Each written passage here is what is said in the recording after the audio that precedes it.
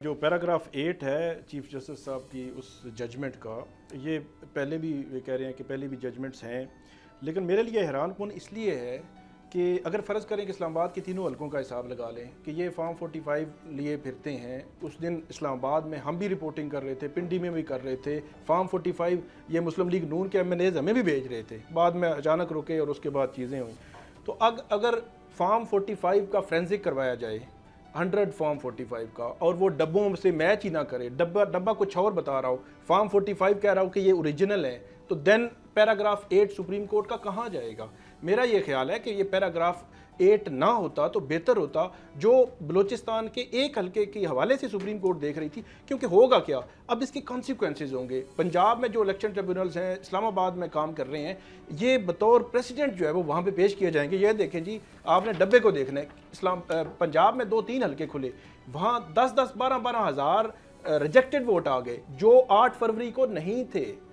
ہم بھی مطلب گاؤں سے بلانگ کرتے ہیں، ہمیں پتہ ہے ایک پولنگ سٹیشن پہ جب فارم 45 بنتا ہے، اس کے چند 20-40 ووٹ کا تو اوپر نیچے ہو سکتا ہے، پورے حلقے کا اگر ملائیں آپ 500 ووٹ ہو سکتا ہے کہ وہ ریجیکٹڈ تھا، وہ پہلے کاؤنٹ نہیں ہوا، لیکن 10,000 12,000 نہیں ہو سکتا۔ تو اس سے ایک تاثر ایک گیا کہ کچھ گڑبڑ ہے، تو اس پہ گڑبڑ کا پھر حل یہ تھا کہ فارم 45 کی جو لوگ لیے پھرتے ہیں ان کے فرینزک ہوں، اور ڈبے کو جب ڈبے میں سے نکل رہے ہیں وہ بھی چیف جسٹس کہہ رہے ہیں نا یہ بات، اگر ہم نے 8 ججز کی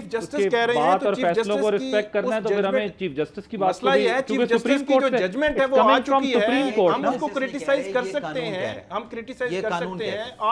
8 فروری کے فیصلے پہ بہت بڑے سوالات ہیں، ان کے حوالے سے ٹریبیونلز کو فیصلہ، چیف جسٹس تو نہیں کہہ رہے یہ قانون کہہ رہے ہیں۔ نہیں، میں یہ کہہ رہا ہوں سپریم کورٹ کو اس قسم کی آبزرویشن نہیں دینی چاہیے تھی اس وقت جب ٹریبیونلز کام کر رہے ہیں، اگرچہ ٹریبیونلز بھی غیر فعال تھے، ابھی فعال ہوں گے۔